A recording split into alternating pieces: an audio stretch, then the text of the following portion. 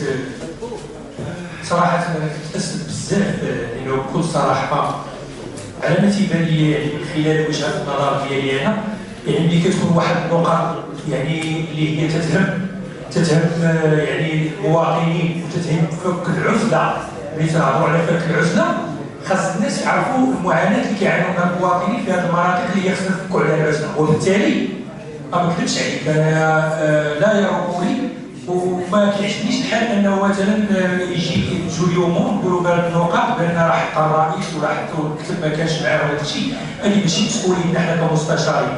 حنا كمستشارين معروض علينا اليوم جدول الاعمال فيه نقاط اللي كتهم المواطنين، وبالتالي ما غاديش ناخذ الفكره ديال ان حتى انا ما كنتش حاضر المكتب وما حضرتش المكتب وحط الرئيس يعني ما خصهاش تدوز حط الرئيس راه يحط الرئيس ولا يحط اي نائب داخل المجلس، فهو المجلس فهو المكتب راه كيتحمل المسؤوليه كامله، سواء كان رئيس ولا ما كاينش رئيس يتحمل المسؤوليه. بالتالي ان النقاط اذا كانت فيها مصلحه عامه وناس الامريكيه فيها مصلحه عامه للمواطنين، فانا لا اعتقد ان شي واحد اللي عنده غير على المواطن وكيف المواطن غيقول لا، لان اليوم ملي تنقولوا فك العزله على واحد الساكنه راه فك العزله راه الناس متضررين، وشنو الضرر في عدم الموافقه مثلا، ولا كان عدم الموافقه خاص يكون تبرير نقولوا هاد النقاط ما بغيتش تصوتوا عليها، علاش؟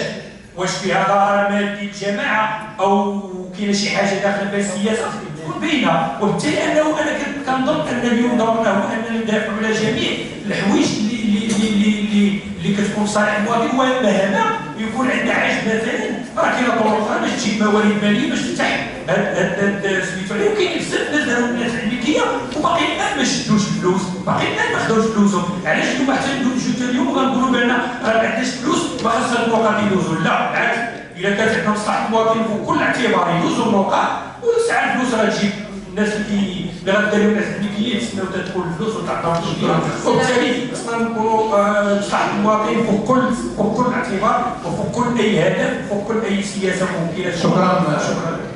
اخر مداخله للاخت